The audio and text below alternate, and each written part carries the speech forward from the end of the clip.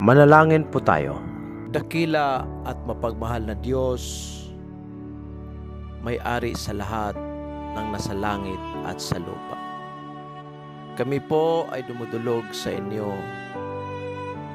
at tulad ng buhangin sa dagat, puno kami ng bahid ng kasalanan at di karapat-dapat sa inyong presensya. Mismo ang pagbanggit sa inyong pangalan ay di kami karapat-dapat, sapagkat ang mga dila namin ay may dungis ng mga salita na kasuklam-suklam at di naaayon sa inyong mga aral. O Diyos, patawad po. Patawad sa lahat ng nagawa namin, maging sa aming mga galaw, pag-iisip o pananalita. Sa kawalan ng inyong gabay, kami po ay walang silbi. Dakilang Ama, andito kami, nagtitipon, nagbabasakali na sa pamamagitan ng iyong awa, muli mong ibuhos ang makalangit na kaalaman na siyang magbigay daan sa aming pag-unawa sa mga leksyon na aming aralin, upang sa ganon magamit namin bilang isang epektibong instrumento sa inyo at sa komunidad. O Diyos, sa inyong patnubay, kami ay sumasandal at umaasa. Salamat. Maraming salamat sa pagpakamatay sa krus upang kami tubusin mula sa makalinlang na daigdig. Ang lahat ng ito ay aming pinapanalangin. Amen.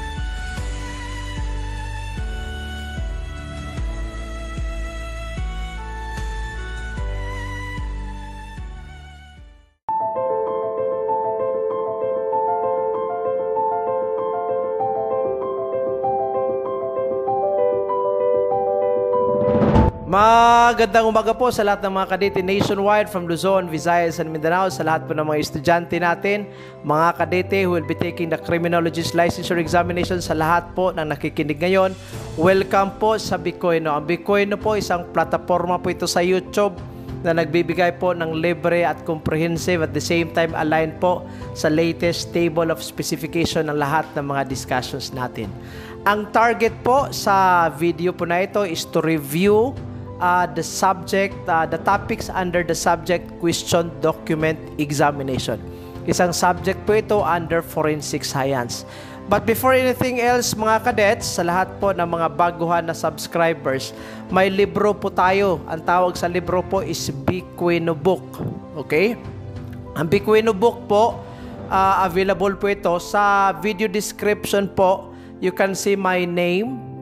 We can communicate through Facebook or through Messenger po, and then I can send to you, I can ship to you the hard copy of the book. Ang libro po natin comprises two major chapters. Number 1, yung mga synthesized review material sa lahat po ng subjects, starting from criminology area, papuntang criminal law and jurisprudence. Lahat po ng major areas, andyan na po nakasynthesize yan. Ang ganda po ng pagka-present. Align po sa latest table of specification. Yung chapter 2 po natin, mga kadete, consist of question and answer portions na compilation po siya sa previous criminologist licensure exam. Okay? So yung mga questions sa nakaraan po na CLA, nilagay po natin sa chapter 2. Pero again, sa mga baguhan dyan as my advice always, concentrate po tayo sa chapter 1, yung review materials. Huwag muna sa Q&A. Huwag dumiretso sa Q&A. Okay? Ang purpose ng Q&A is just to assess, to evaluate kung saang level ka na po sa learning mo. Do not go directly to the Q&A. Go with chapter 1 first. Huwag po kayong magpapaloko sa mga scammers. May mga ano po ngayon na nagsascam, PDF copy daw ng Bikoino book. Ito po yung mga estudyante na binigyan ko noong araw. Outdated na po yan. Okay? Binibenta nila without my permission. Nang sa-scam yung mga estudyante na binigyan ko ng mga PDF copy for free. Unfortunately, sa criminology world dito sa Pilipinas po natin, binigyan na nga, libre pa, ang ginawa, bininta yung soft copy. Pero I'd like to warn everyone, ang libro po natin, ina-update po natin ito buwan-buwan. Okay? So wag po kayong maniwala sa mga PDF copy na yan. Tingnan nyo po, ang libro na yan, napaka-outdated po. Wag po kayong bumili. Okay? Kasi pag bumili kayo, nako, problemado po yung contents na yon, considering na hindi na po updated. Ina-update po kasi natin ito. Sa mga instructors naman at saka mga professors po natin, mga review lecturers din po, pagka-post po tayo sa oras, ang PowerPoint presentation po sa subject na ito, yung ginamit po, yung gagamitin ko po, yun po ang isend ko sa inyo pag gusto nyo po ng copy. PowerPoint presentation in exchange of a minimal price, then through GCash lang po, and then ibigay ko po sa inyo ang kopya. Pati na po yung PDF copy in exchange of a minimal price pagka-post po kayo sa oras. Okay? Mga ma'am and sir, you can chat me personally through Facebook or through Messenger. Now, without further ado, subject of discussion natin is question document examination. Pag-aralan muna natin ang definition ng document. Okay? Ang document kasi may dalawang definition yan. Una, legal definition. Pangalawa, yung general definition. Okay? Ano ba ang general definition? General definition, yung isang material, pag nag-contain siya ng symbols, marks, signs, whether the symbol, signs, or marks are visible, invisible, partially visible, so long as it convey a message to somebody, that paper, that something is already called a document. Okay? Kahit hindi siya makita, invisible. Okay? Noong araw, part of the intelligence activities, pag nagre-reporting sila, may isang dokumento, blank yan. Then you have to soak it with salt. Pag nasoak na yan sa salt, doon na magpapakita yung handwriting or yung writings. Invisible but is considered as a document. Ang punto dito mga kadete, ang general definition, so long as the material contains marks, symbols, or letters that will convey a message to somebody, automatic that material is considered to be a document. But remember, ang definition po na ito is not aligned with the definition under the legal parlance. Kasi sa legal parlance, hindi lahat po ng materialis na may marka, may symbol, kahit nag-convey siya ng message to somebody, cannot be considered a document under the legal definition. Sa legal definition, pag may marka, it convey a message, it has symbols, letters, document na yan. Pero sa legal definition, hindi po. Okay? Ang legal definition po natin ng document, isang material, written document, by which a right is established or an obligation is extinguished. Okay? For example, deed of sale. Okay, deed of sale. Di ba? May right that is extinguished or obligation that is extinguished. Kasi pag ikaw yung may-ari ng lupa, extinguished na yung prerogative mo over the land. Right? So, ikaw yung bumili, ikaw yung may prerogative as the new owner of the real property. So, a deed of sale is an example of a document. Okay? Pangalawa, every deed or instrument executed by person by whom some disposition or agreement is proved, evidence, or set forth. For example, nagkaroon kayo ng Memorandum of Agreement, Memorandum of Understanding, di ba? Sa Memorandum of Agreement, Memorandum of Understanding, di ba? May set of provisions dyan. Ano yung responsibility ng first party? Ano yung liability ng second party? So basically, may agreement na nakalagay dyan. MOA, MOU are considered to be under the definition of document. Next, in relation to criminal jurisprudence, under the best evidence rule, document refers to any physical embodiment of information of ideas. For example, letter, contract, receipt, a book of account, a blueprint, even an X-ray plate is considered to be a document. Ito lumabas ito sa board examination, one of the choices. X-ray plate, considered din po siya as a document. Sabi ko kanina, hindi lahat ng dokumento or hindi lahat ng materialis na may signs at saka symbols ay automatic na maging document under the legal context. Again, dalawa po yung definition ng dokumento natin. Yung general definition, material that contains symbols, marks, or writings that could be visible, invisible, or partially visible that convey a message to somebody. Pero again, ang general definition, hindi siya mag-a-apply automatic doon sa legal definition. Kaya nga, sa legal definition, kahit may symbol siya, kahit may writing siya, so long as it does not convey a right, it does not convey an obligation, it does not convey an agreement, it cannot be considered as a document. Okay? So, dito muna tayo sa legal context ha.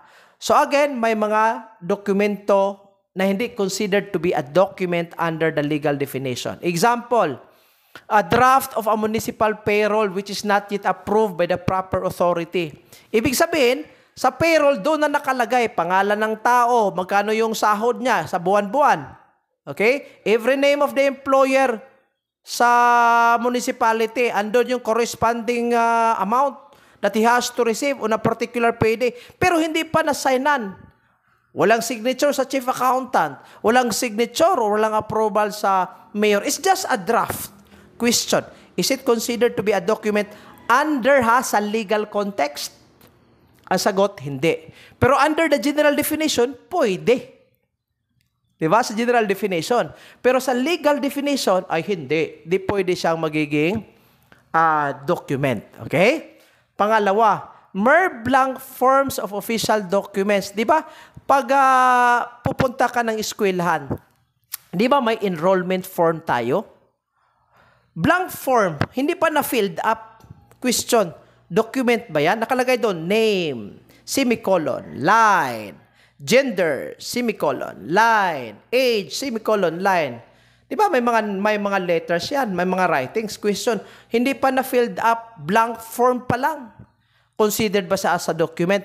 Ang sagot, hindi pa po. Unless the spaces are already filled up. Again, exception, unless na filled up na po. Pero pag mere blank forms, wala pa pong fill up yan, hindi pa po siya dokumento.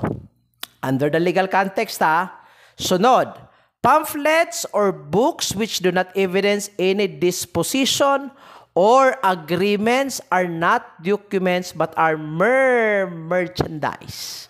Klaro yan.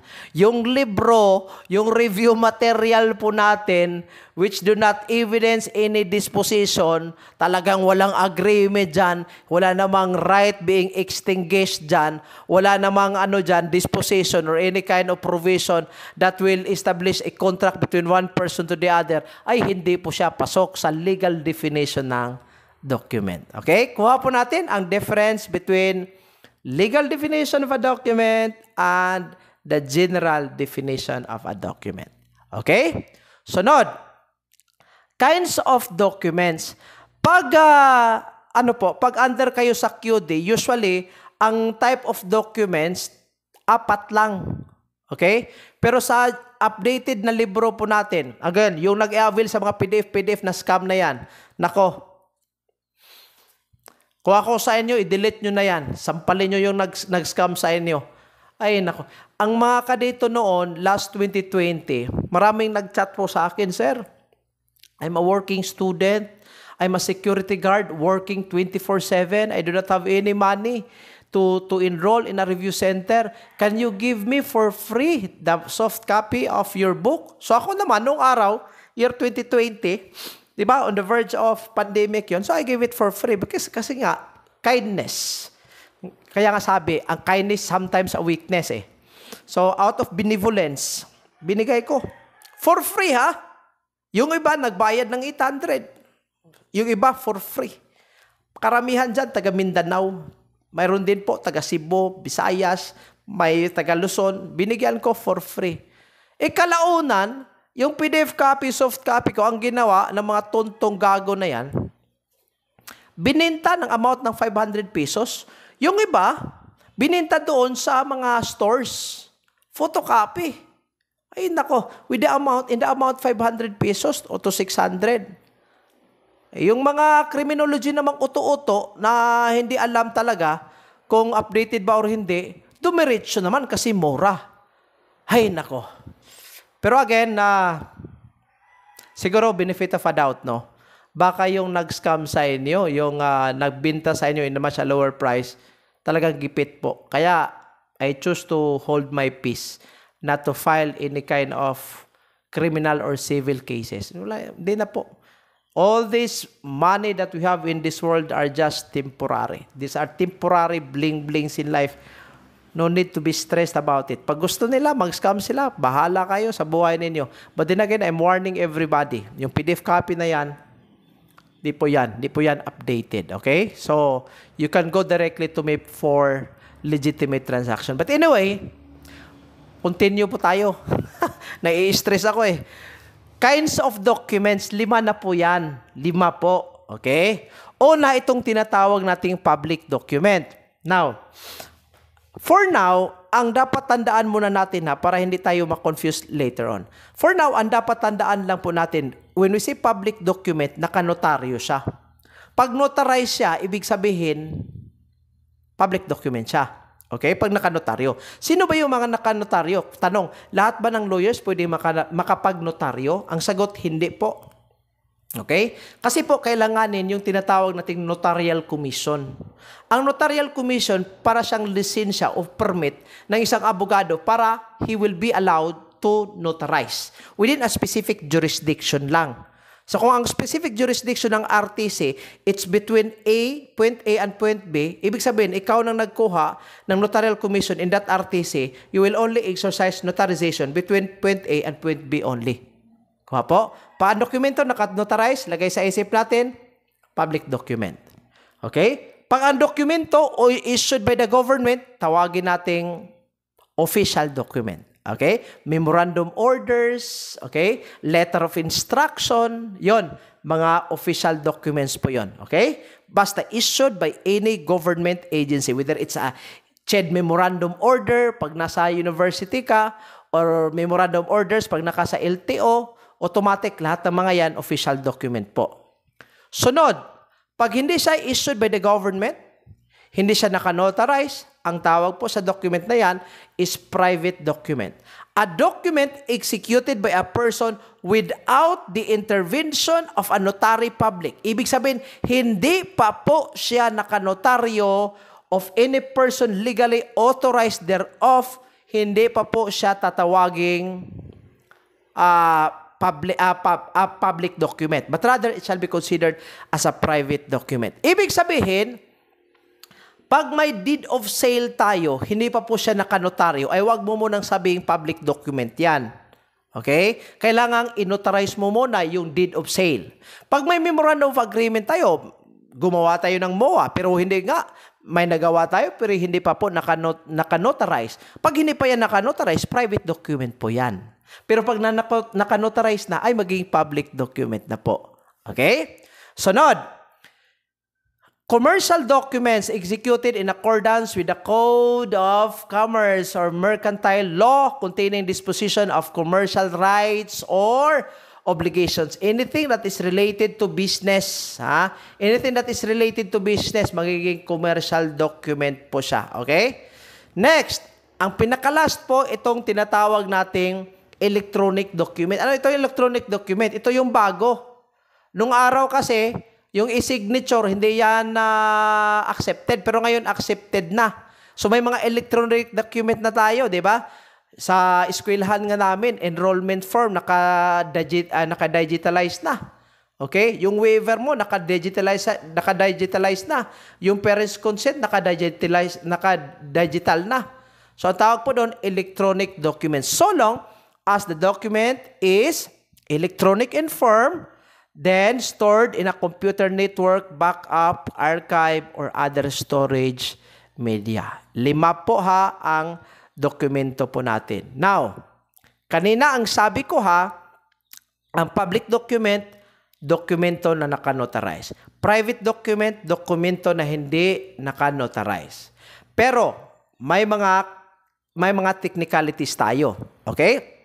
Note, a private document may become a public or official document when it partakes the nature of a public or official record.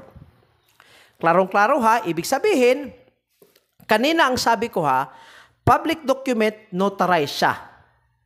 Pero, may mga document actually that are private in nature which will become public or official document when legally it is bound to partake the nature of a public or official record. Para mas maintindihan, let us take for example a marriage certificate. Let us say nag-fill up kayo, nakaperma kayo, di ba? Ang marriage certificate, hindi naman po pwedeng sabihin natin na ang marriage certificate or the original copy thereof will only be stored privately to us. Di ba it has to be turned over to the local civil registrar? Right? And then the local civil registrar will have to turn it over to the Philippine Statistics Authority or PSA. The same with birth certificate. So, its nature is private, but legally speaking, it is meant by law. It is meant by law, it is mandated by law that such document should partake as a public or official record. So basically, marriage certificate or yung birth certificate, magiging, ano po siya, magiging public document. Okay? Another example. May mga dokumento po tayo, for example, in the CHED, ha? Let us say, isa-submit po namin yung grades ng mga estudyante for special order. Okay?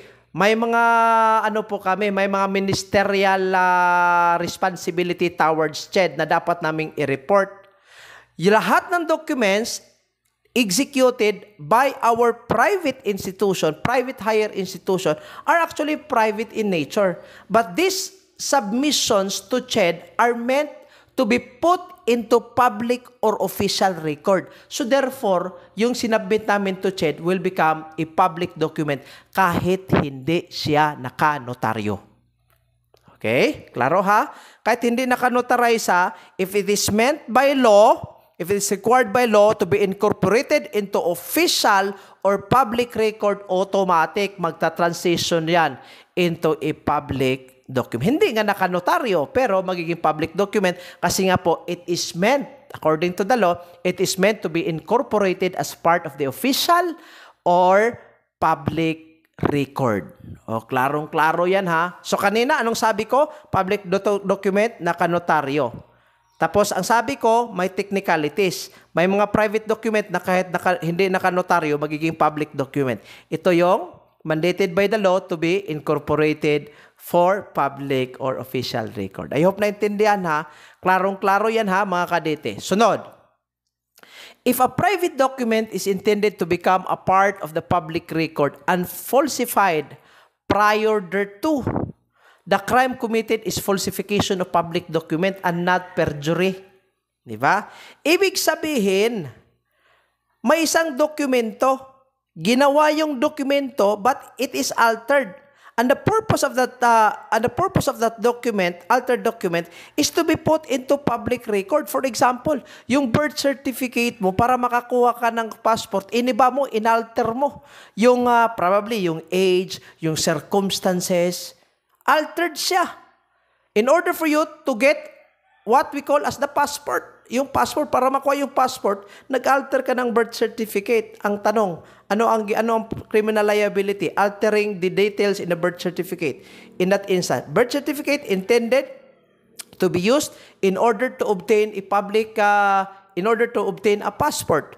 In that case, ang liability po is falsification of a document. So, if someone again falsifies a birth certificate, private document siya, intending to use it to obtain a passport. Ang passport po is a public document.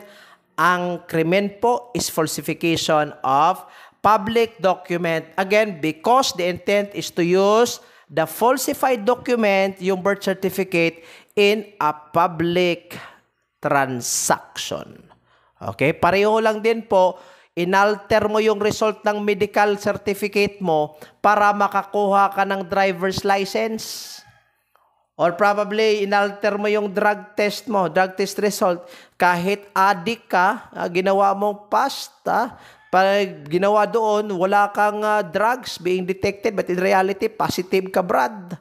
O inalter mo. Yung medical certificate, private document sana yan.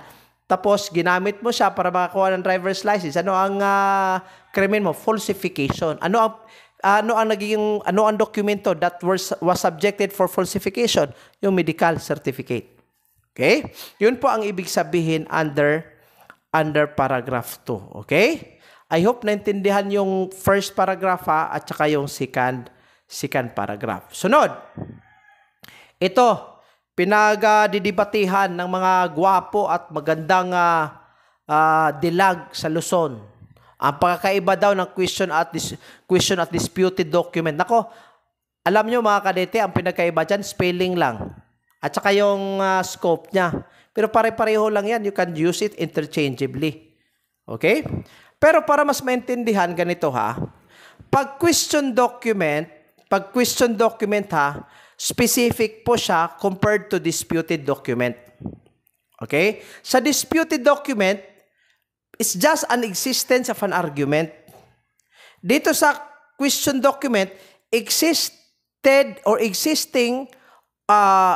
is an existing argument over certain details such as probably the author, probably the date, probably authenticity, maybe the origin, so on and so forth. Pag argument lang, there is an existence of an argument over the document. Ang tawag po doon, disputed document. Pero pag may existence of an argument, and that argument relates to the author, originality, or authenticity, the origin, the materials, blah, blah, blah, blah, ang tawag po doon, question document. I'd like to repeat. Pag ang debate is pag ang argument is on a document only, ang dokumento may argumento, tawag disputed document. Pag ang argumento relates to the originality of the document or the authenticity of the document, relates to the origin of the document, the identity of the document, the materials being used, ang tawag po dyan, question document. Ibig sabihin, pag question specific siya, pag disputed, generalize. Okay? Pag may argumento over the document, anong tawag? Disputed. Pag ang argumento relates to the origin, authenticity, anong tawag? Question document. Okay? So, I hope naintindihan na, pero you can use it interchangeably. Now, ang divisions of question document examination, dalawang divisions yan. Una yung criminalistic, pangalawa yung handwriting. Sa criminalistic examination, i-identify po pag merong forgery, erasure, alteration, or obliteration of the documents. Titingnan kung may forgery ba, may erasure ba, may alteration ba. Criminalistic examination. Ito, gumagamit na ito ng mga equipment most of the time. Pangalawa, pag na-determine na may obliteration, na may forgery, ang susunod na focus which will be on the second division. Itong handwriting investigation or handwriting analysis. Ang focus dito is to identify kung sino ba talaga yung original author of the writing. Okay? Pag criminalistic examination, hindi ka mag-determine kung sino yung author. Kasi yung determination ng author, doon po sa second division. Ang sa first division, yung criminalistic examination, titingnan lang po pa ang document, may alteration ba, may obliteration ba, or so on and so forth. Okay? Sunod. Kinds of questioned documents. Ito, talagang nasa TOS po ito, kinds of question documents. Una, yung mga dokumento na questionable yung mga signature. Okay?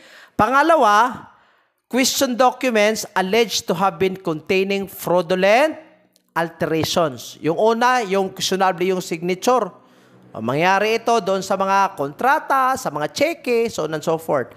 Pangalawa, yung may erasures or alterations. Okay?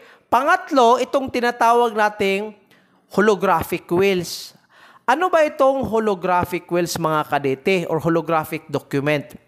Ito po yung mga dokumento that have been executed, signed by a person himself without any assistance coming from a witness or coming from a lawyer. For short, ikaw lang mismo ang gumawa. Last will and testament, ikaw lang ang gumawa mag-isa. Without any witness at all, without the assistance of a lawyer, ikaw lang. Ha? Question, ang holographic document or holographic wills, acceptable ba yan in the court, knowing that it is not notarized, knowing that it is not witnessed, knowing that it is not assisted by a lawyer? Ang sagot, pwede. Okay? Acceptable po siya. Pero during probate, ibig sabihin ng probate, P-R-O-B-A-T-E. Okay? Papa Romeo Oscar Bravo Alpha Tango Eco. During probate. Ibig sabihin ng probate, legal verification. Yung i-verify, yung holographic wills. Kung sa kanya ba talaga. During probate or legal verification of the holographic will, the court will need at least one witness to authenticate that stator's handwriting. Ibig sabihin, during probate, kailanganin ang isang tao, isang witness na mag-testify na siya talaga ang original author ng holographic will na yan. Okay? During probate yan. Pero, pag contested siya by the other party, ibig sabihin, i-argue. Nag-present ka ng isang witness, sabi ng adverse party, ay nako, hindi yan totoo. Hindi yan, talagang hindi holographic will na yan, hindi yan handwriting sa tao na ito. Pag contested siya or pag argued, instead of one witness, kailanganin po ang at least 3 witnesses. Pag may mag-contest. Pero during probate, wala namang contestation, wala namang argument, ilang witness ang kailanganin? Isang witness lang. Pero pag mag-argue yung other party, ilang witness ang kailanganin? 3 witnesses. Okay? So, what if, sir, walang witness? Diba? Sa Pilipinas, ayaw mag-cooperate. O, ba't naman ako mag-witness? May stress pa ako. Wala naman akong sweldo. Diba? Tapos, maging my life will be put into danger, right? Baka i-assassinate ako eh. Diba? Wala mag-witness. So, ano ngayon gagawin mo ngayon? Kasi wala kang witness. Ay, kukuha ka na ngayon yung pinakapoging competent at saka yung tinatawag nating expert witness. Yung QD examiner ba? Kukuha ka na ngayon ng QD, Question Document Examiner. Yung expert witness na yan. Okay? So, ganito ha, during probate, ilang witness? Isa. Pag i-contest siya, i-argue, 3 witnesses. Pag walang witness kang makukuha, mag-resort ka na ngayon ng court testimony, expert testimony by the utilization of a QD expert or QD examiner. Okay? Kuha po ang holographic wills, mga kadets.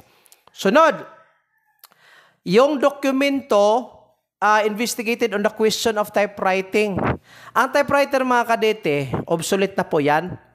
Pero may mga opisina pa po talaga na gumagamit pa ng typewriter. Yung assessor's office nga namin dito gumagamit pa ng typewriter Ay nako, napaka-old. Pero anyway, sa typewriter may 4 po tayo na types.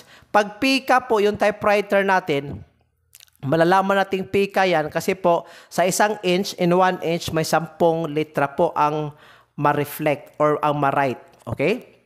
Malaman natin na elite siya pag 12 per inch. Teletype siya pag 6 letters per inch, kaya tinatawag teletype kasi 1 inch pero kukunti lang yung letters na mailagay. Pero pag special typewriter, 14 to 16 letters per inch. Okay? Sunod. The other one is question documents on issues of their age or date. Ang number 5, similar po siya sa number 6, question documents on issues of material used in their production. Pero isa-isahin po natin. Dito sa number 5, mga kadete, questionably yung age niya or yung date niya. Malalaman mo po kung questionably yung claim date or claim time niya because if you take a look at the material, ang material napaka-modernized, napaka-contemporary, bond paper, very fresh. Pero ang nakalagay doon sa taas, July 1, 1960s, handwriting. July 1, 1960s. Ang mangyayari kasi yan, pag talagang July 1, 1960 yan, ginawa, as time goes on, due to evaporation and decomposition of matters, yung ink niya po will be scattered.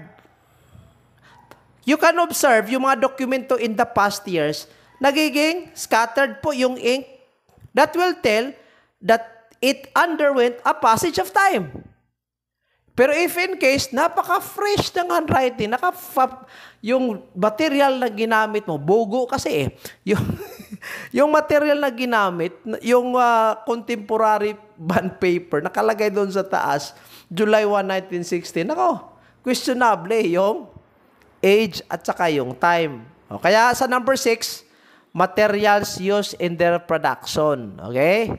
So, may mga materials po, yung paper, yung ink, na ginagamit po natin nung araw, na mag-iiba po talaga siya in the passage of time. Okay? Next, documents or writing investigated because it is all alleged that they identify some persons through handwriting. Ibig sabihin, naging questionable siya kasi po, parang handwriting to ni Juan Di ba? So, when you take a look at a document, it will tell you, parang hindi sa'yo yan parang handwriting yan by my classmate. Nung araw, pag mag-i-exam ako doon sa isang public school, public university, I usually turn my back. Pag first quiz yan, 1 to 5, I turn my back from the audience during the checking of the paper. Malalaman mo talaga kung ano po ba ang original handwriting ng person. If there is alteration or obliteration by the checker, kasi best friend niya yung may-ari ng papel, lalagyan niya ngayon ng obliteration, alteration, you can actually tell whether the handwriting belongs really to the original owner of the paper. Okay? So, questionable din po. Yung iba, yung signature, during activities, kasi noong araw, pag hindi ka mag-attend, 50 pesos yan. 50 pesos penalty yan.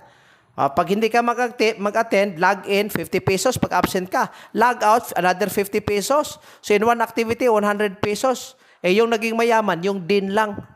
Noong araw, napaka-corrupt Ang yung mayaman, yung din lang, laki-laki pa ng binayad ng mga estudyante. Diba? So yung iba, kahit hindi nila handwriting, hindi nila signature, nagsasign lang po sila sa mga classmates, sa mga best friends nila to make it appear that they were present. But in reality, they were just coupling inside their boarding houses with their girlfriends and boyfriends. Yun po. Next, what number are we? Number 7. Tapos na po. Number 6. Number 7. Number 7 lang po pala tayo under the kinds of question document. Okay? So, sunod, goals of question document examination. Ang goal po natin dito, tingnan po kung ang dokumento is original or hindi. Genuine ba or hindi? Genuine, ibig sabihin original.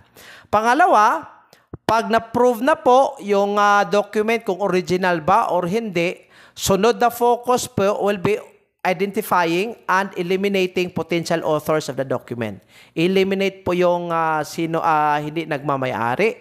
Then pangatlo po, pagkatapos ng identifying or eliminating potential authors, ang gagawin po is to make a complete report, okay, that will discuss the findings and the ramifications, and he or she may be asked to testify in court about the document. Trabaho na po yan ng question document examiner or QD examiner, okay?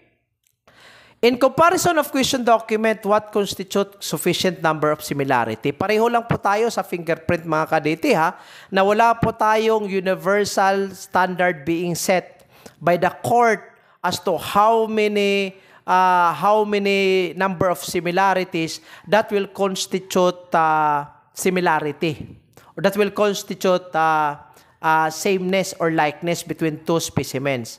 So, kahit magkano po, pero the more the merrier. Okay, the more the merrier po. So, there is no set of standard to constitute a sufficient number. Pag marami, mas maganda po, mas advantageous. So, sino ba yung document examiner? Sila yung mga gwapong tao na mag-i-examine sa document. Okay? So, requirements to become a question document examiner. Pag criminologist ka, registered crim, under Republic Act 11131, pwede po tayo magiging question document examiner. Pero hindi po automatic na R-Crim ka magiging QD expert ka na. Kasi kailanganin po yung period of training mo, yung internship or apprenticeship, apprenticeship. Ako nga, na-train ako in question document for 2 months, but I cannot claim myself as a QD expert. Kailanganin po talaga ng experience yan. Okay? As to the number of cases, dapat 20 some previous cases work on is a good average. Imagine 20 criminal cases or civil cases ang nahandle. O yun po, that will qualify you to become an expert witness, a QD examiner.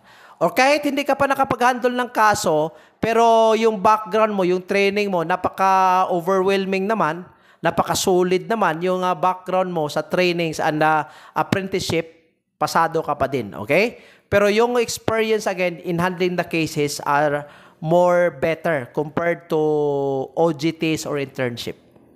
Okay? But it's the court who will actually tell whether you will be accepted as an expert witness or not. Ano ba ang legal definition natin ng expert witness?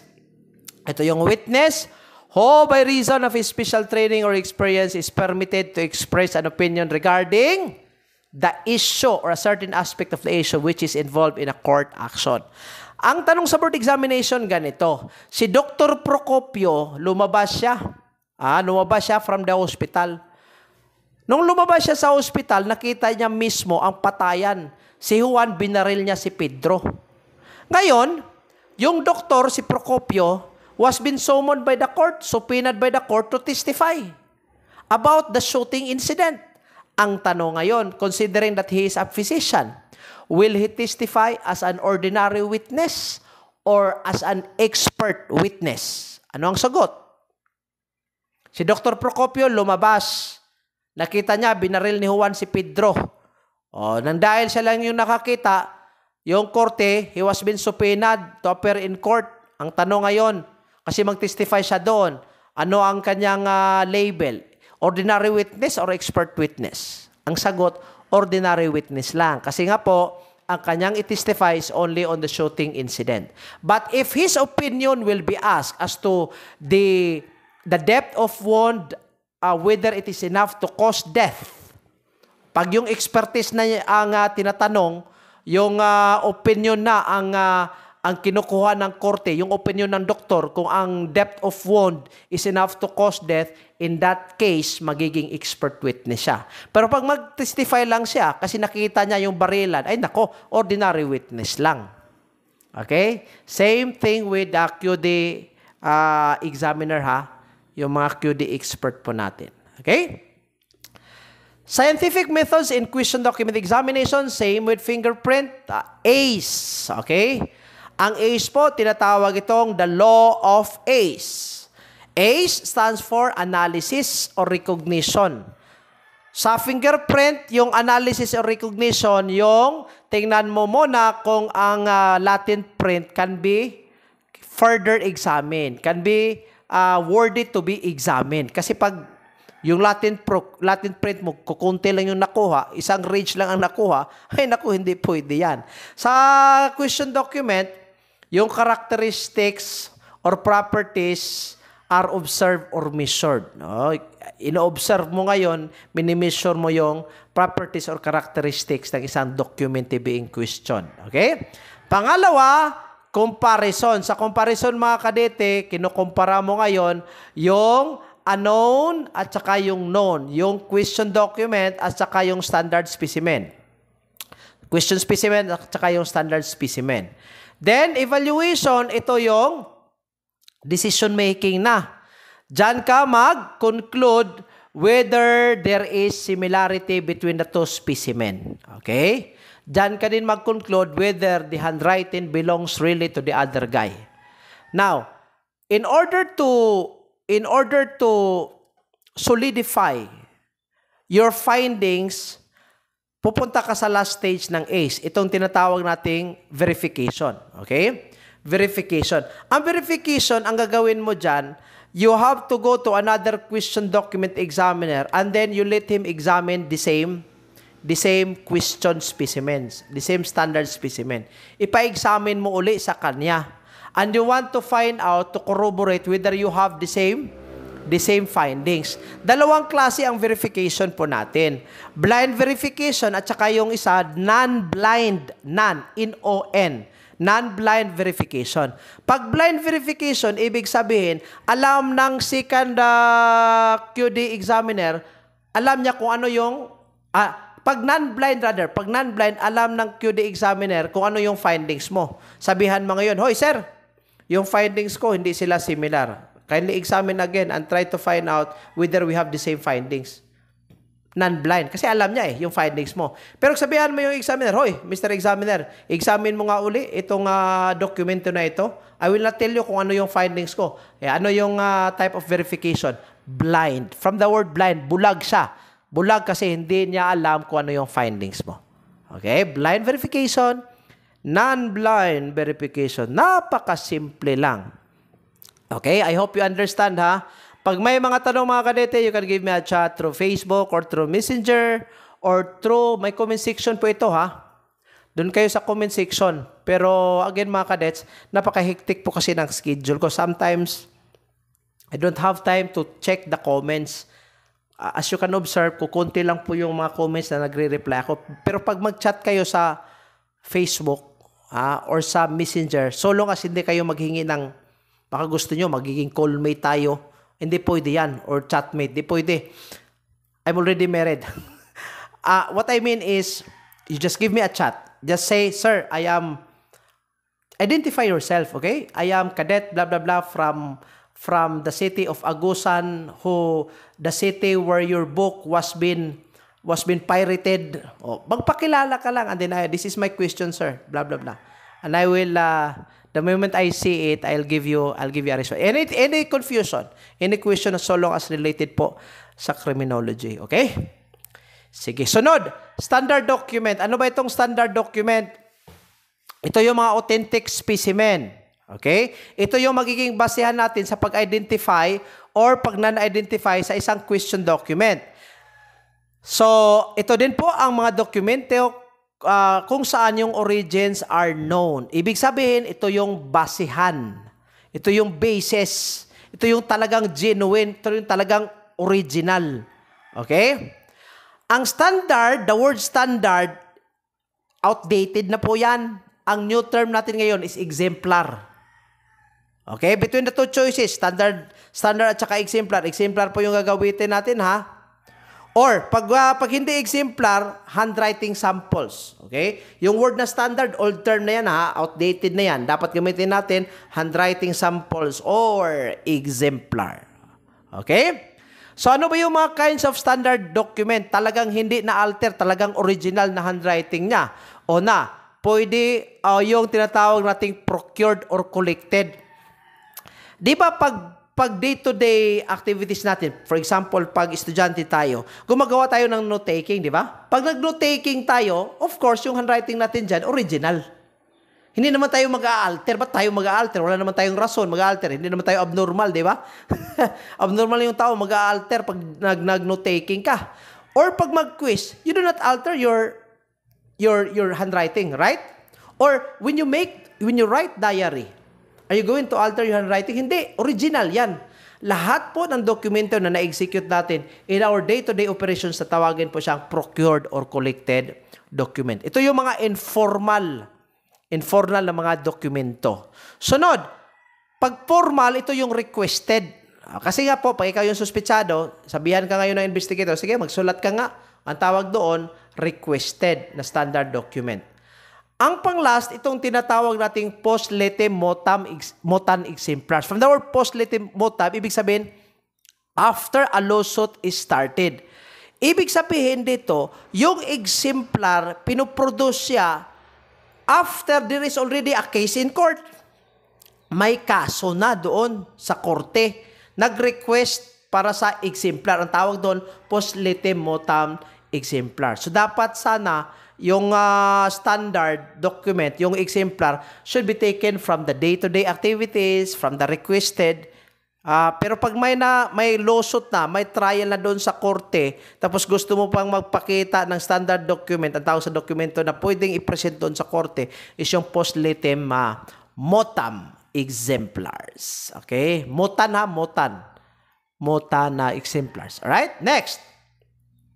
How many samples of handwriting are needed? Ilan bang standard specimen ang kailanganin? Simple lang. The more, the merrier. Pag marami, mas maganda. Okay?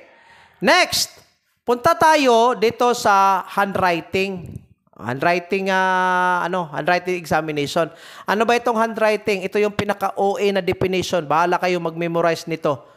Is the result of a very complicated series of acts being used as a whole combination of certain forms of visible, mental, and muscular habits acquired by long continued painstaking effort. For short, it's just writing, an effort of producing marks and symbols. Period. Pero kung gusto nyong i-complicate yung buhay nyo, i-memorize nyo yung definition. Napaka-OA ng definition, di ba? Series of acts being used as a whole, certain forms, painstaking effort. Ay nako, it's just an effort of producing marks and symbols. Handwriting, period. Di ba? Napaka-easy lang.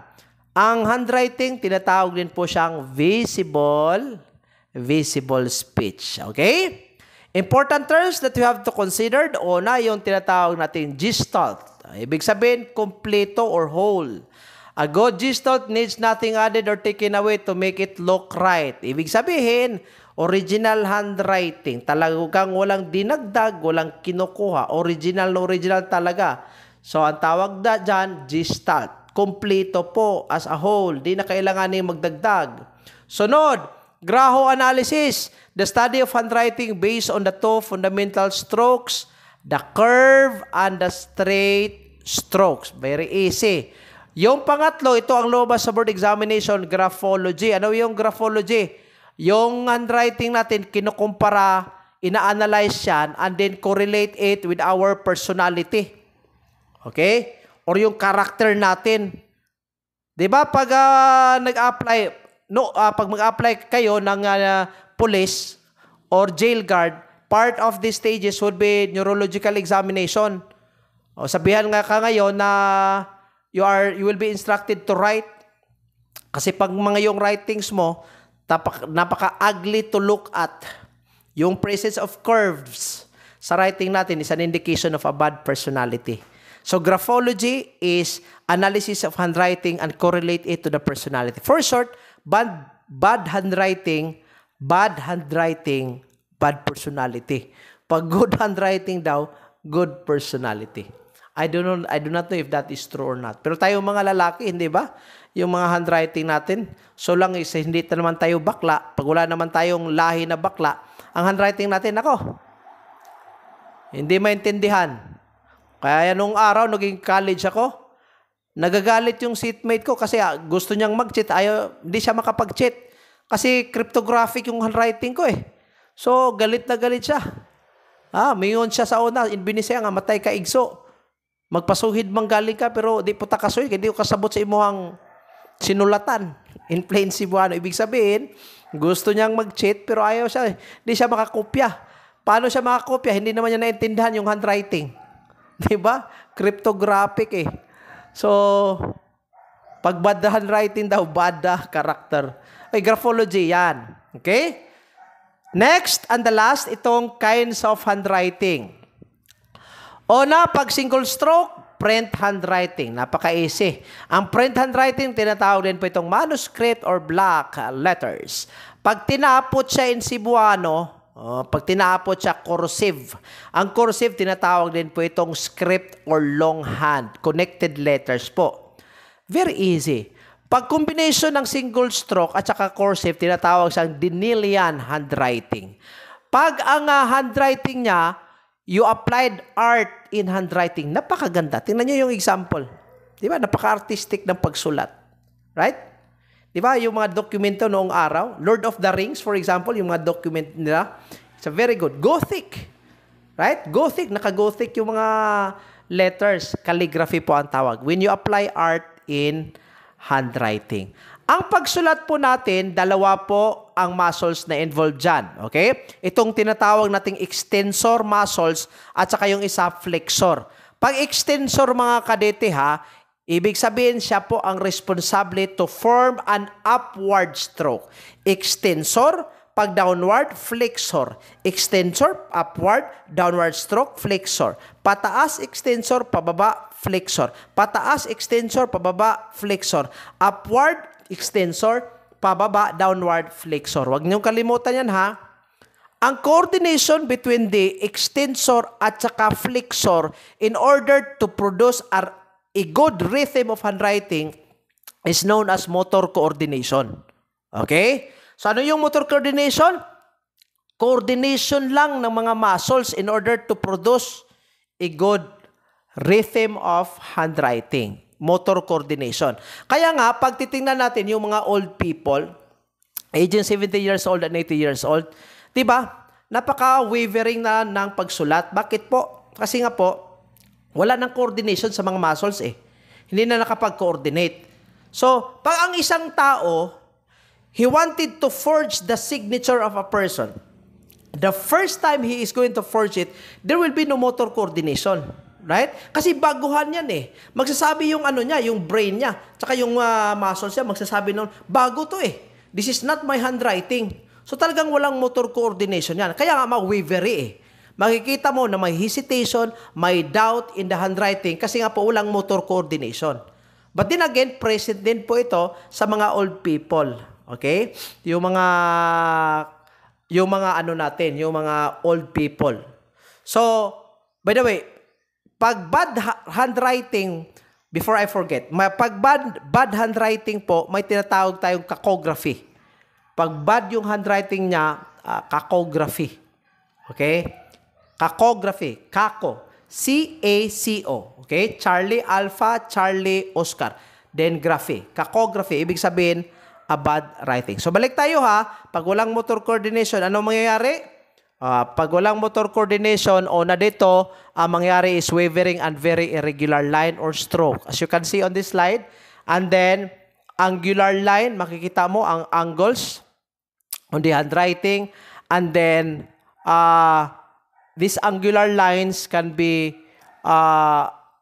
the basis on the determination whether a person is trying to imitate the handwriting of the individual. Okay? Lastly, mga kadete, there are 4 kinds of writing movements. Very easy. Una, finger movement. Usually, ginagamit ito pag vertical writing po. Okay? So, it is just an action usually of the thumb, the index, and the middle finger. Okay? Tawag po niyan finger movement. Ibig sabihin, yung 3 fingers lang ang involved nito. Pero pag involved na yung hand as a whole, tawag dyan hand movement. Pag forearm naman, ibig sabihin yung fingers mo, the thumb, the index, and the middle finger plus the hand at saka yung arm mo are included in the movement. We call that one as forearm or muscular movement. Pag nagsusulat ka ngayon doon sa chalkboard or sa whiteboard, lahat po parts mo ng fingers, hand, the whole forearm will be included in writing. So, yung pagsulat natin sa chalkboard, tawag po niyan, whole forearm movement. Same with painting po. Whole forearm movement po yan. Okay? I'd like to stop muna mga kadete in this slide para makapag-rest naman tayo, makapag-relax. And then, 3 episodes tayo ha. 3 episodes para at least comprehensive yung discussion natin. Maraming salamat po sa pagpatronize ng Bicueno, pati na po sa lahat ng mga estudyante natin who are sharing our posts and our videos para at least marami po ang matulungan. Mga kadete, yung income po natin sa YouTube, tinutulong ko po ito sa mga dialysis patients at the same time yung mga tao pong nangangailangan ng tulong. So please do not skip ads, okay? God bless everyone. And again, good luck po. Good luck sa magtitake ng Criminologist Licensure Examination. Tiwala sa Diyos, tiwala sa sarili.